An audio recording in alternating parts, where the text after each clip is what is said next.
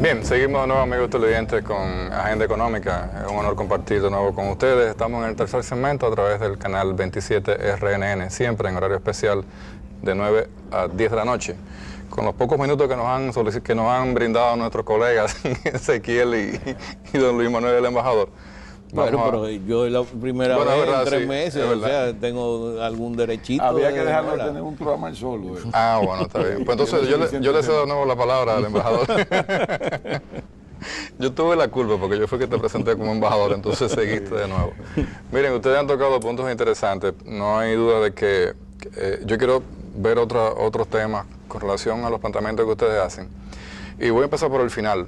El gobierno ha demostrado de que no cuenta con el Fondo Monetario Internacional ni que tampoco lo está tomando en cuenta para un futuro acuerdo en el corto plazo. Las señales que ha dado el gobierno están muy dirigidas en ese aspecto y aparentemente no hay un entendimiento. Yo creo lo contrario. Yo creo que el gobierno le está demostrando al FMI: si tú quieres acuerdo, tienes que darme dinero. Ah, no, ya se lo dijeron. Sin dinero no hay acuerdo. Ya se lo dijeron. Por eso no ha salido todavía ni la carta famosa de reconocimiento de la economía dominicana, que era en diciembre. No te necesito ni para la imagen ni para mi control. Pero bueno, si no hay cuarto, no hay forma. Bueno, yo creo que lo importante es que el gobierno está tomando las medidas para mantener estable la economía.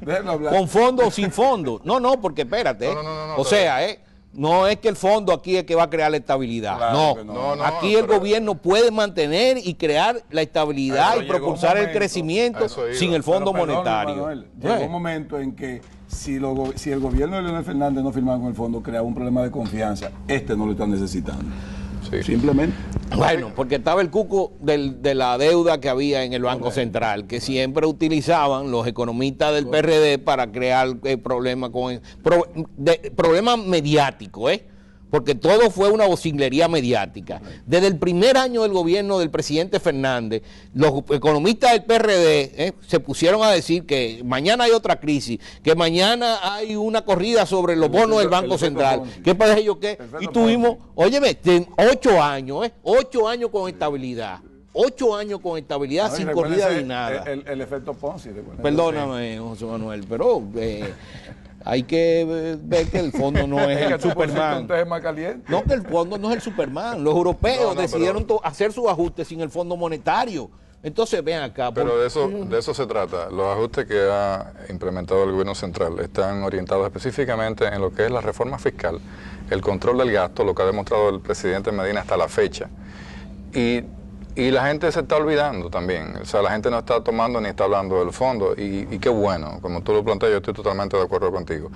Yo creo que un elemento importante a tomar en cuenta es que los 2 primeros meses del año son 2 meses muy importantes. Porque recordemos que el cuco, así como tú decías del fondo, el cuco es la reforma fiscal y los efectos de la misma sobre la economía doméstica en la República Dominicana. ¿Y qué puede pasar? Es una prueba al gobierno y a los consumidores. Una prueba al gobierno porque el mismo gobierno ha reconocido que en cualquier momento podría tomar medidas que vayan a ajustar a aquellas medidas que precisamente no tiendan a garantizar las recaudaciones que el gobierno pretende tener con la reforma fiscal. O sea que hay que estar atento a los indicadores de estos 2 primeros meses. Es que el mes de enero es un mes difícil, pero ahí está la iniciativa que han tomado algunas cadenas comerciales con el tema de la absorción del 2% del incremento del ITEVI y de los ITEVIs nuevos. Yo no estoy ni a favor ni en contra de eso, porque me parece que más que todo es una medida de marketing. A mí me hubiera gustado más que las empresas dominicanas asumiesen reales mecanismos de mercadeo y de promoción de ventas en descuentos reales, grandes descuentos, bonos, promociones, de que tengamos un Black Friday, por ejemplo, mensual por 6 meses.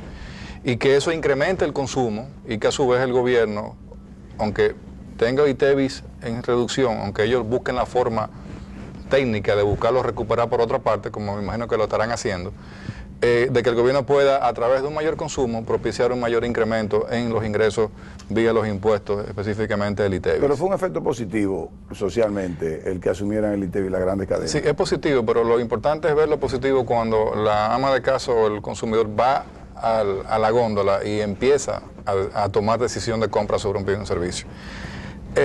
Luis Manuel mencionaba el tema del déficit y creo que es muy importante porque, por ejemplo, yo no conozco ninguna publicación norteamericana que al presidente Obama se le haya sometido a la justicia por el déficit fiscal. Y está en 8%. Exactamente. Entonces, lo importante es hablar de cómo va a cerrar el déficit fiscal en la República Dominicana, porque si bien es cierto que llegó a ser un momento de 8.2, ya a finales de diciembre del 31 ya se estaba calculando por debajo de entre un 4.5 y un 5%. Entonces va a cerrar en el 2 punto y pico, 2.7 que dijo el gobierno.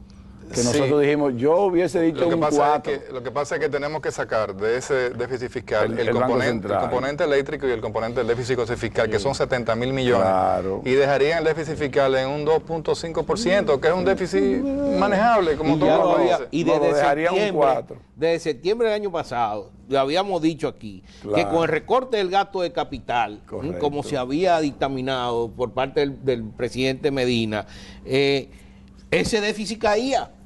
Ese déficit caía, porque aquí lo que disparó el déficit en el sector gobierno fue el aumento en el gasto de capital.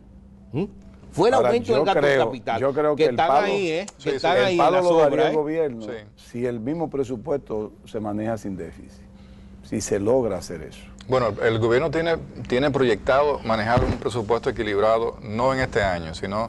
Pero si lo logra en este año aumentando las recaudaciones, y racionalizando el gasto como lo vienen haciendo, creo que pueden llegar a un equilibrio fiscal. Mira, eso depende de cómo esté reaccionando la economía. Correcto. Porque si sigue el sector privado, como pasó el año pasado, que hubo una caída en los gastos de inversión y en los gastos de consumo del sector privado, tiene que haber una compensación por parte de los gastos públicos para que el crecimiento del producto se mantenga, porque si no, la economía va hacia una caída de la demanda, que eso fue lo que se quiso evitar en la economía americana. El gobierno distribuyó 100 millones de pesos en juguetes. En diciembre dio también canasta, hizo algunas fiestas. O sea, déjame decirte que el gobierno, por ejemplo, la información que yo tengo de personas que estuvieron participando con la primera dama, doña Cándida Montilla, es que sobraron juguetes, inclusive, y juguetes de muy buena calidad. O sea, se dieron tantos juguetes como quiera, pero sobraron juguetes en la entrega que hubo en el día de ayer. No podemos pasar por alto elementos muy importantes. Pero hoy es un día histórico para la República Dominicana. Hoy es el inicio, ya el presidente Danilo Medina puso en acción el plan en una escuela pública en el Almirante, en la ciudad de Santo Domingo Este, y hoy se inicia quizás uno de los grandes discursos de cualquier presidente en nuestra República Dominicana. O sea, es la creación de la libertad a través de la educación, y creo que es un proyecto que tenemos que apoyar todos los dominicanos. Pero el presidente Medina, cuando a ustedes dos hablaban de dos temas, de las visitas del presidente y de la visión del presidente, el presidente Medina en su cuenta de Twitter en el fin de semana publicó la gran importancia que él está dando al tema asociativo y cooperativo. Recordemos que en Agenda Económica habíamos tocado el tema en la transición del gobierno de la importancia del sector, sobre todo del cooperativismo, que maneja una cartera de entre 60.000 y 70.000 millones de pesos al año en la República Dominicana. Y los proyectos que él está motivando a nivel rural de asistencia, por ejemplo, el jengibre, el bambú, toda una serie de bienes y servicios, de bienes de consumo y de producción, los está haciendo específicamente a través de mecanismos asociativos. O sea, ahí no hay la verificación, y pasa como lo que pasó, por ejemplo, con el tema de los sorteos de las obras públicas que nos comentaba el ministro Gonzalo Castillo. Correcto. Que alguien se le había acercado y le dijo, mira, pero ¿cómo es posible que un sorteo del PLD hayan ganado 19 PRDistas? Y ahí estaban recogiendo su dinero. Exactamente. Entonces, eso es lo importante de que en los mecanismos... De hecho, hubo un ingeniero que fue diputado del PRD. En los mecanismos cooperativos y asociativos, o sea, se da la visión y la transparencia de que el presidente... Exactamente, que el presidente quiere motorizar y que quiere transparentar. Hay una cosa importante en lo que tú has dicho, José Manuel. El cooperativismo aquí tiene 50, 60 años de existencia, pero ningún gobernante le había dado la importancia que le está dando Danilo Medina. Exacto. Cuando hay la decisión política, las cosas caminan en este país. Sí. El cooperativismo hubiera sido un ente efectivo de gerencia de producción, y de crecimiento y de ahorro y de formación de capital asociativa. Pero déjame darte una primicia. ¿Cuántas cooperativas ustedes saben conocen que existen? En República Dominicana 684 cooperativas exacto. Vigentes. Aquí tuvimos un programa con los directores de esas 684 cooperativas, ninguna cotizan o aportan al IDECO de sus utilidades. Y precisamente decía Pedro Corporán que habría que parar la creación de nuevas cooperativas porque de una u otra manera deberían cooperar para que el IDECO tenga fondos para poderla seguir siendo asesorando y supervisando. Entonces, mientras Pedro Corporán dice que hay que parar eso, el director del Ministerio de Agricultura y el director el administrador del Banco Agrícola dice que hay que crear más cooperativas. Entonces, tienen que sintonizar algunos funcionarios, porque mientras uno dice que hay que parar, otro dice que hay que motivar, como dice el presidente. O sea, fíjate, hay de todo, y la sintonía viene dada por lo siguiente. En el momento de transición se discutió a nivel del equipo técnico del gobierno actual el tema de las cooperativas. Yo participé en varias de esas reuniones y se habló y se creó inclusive un mecanismo para el tema de la regulación de las cooperativas, que todos sabemos que son ONG.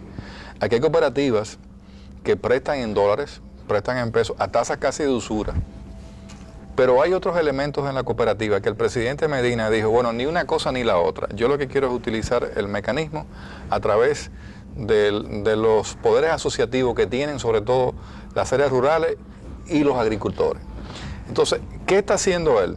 Dice, yo no hago nada, y creo que esa es una gran visión del presidente, dice, yo no hago nada con caerle arriba a las cooperativas y meterla en el tema de regulación bancaria y crear unas normas prudenciales, entonces automáticamente las cooperativas van a empezar a empequeñecerse. Entonces, ¿qué se crea? El mecanismo diferente. Lo vamos a ver lo siguiente. Vamos a continuar.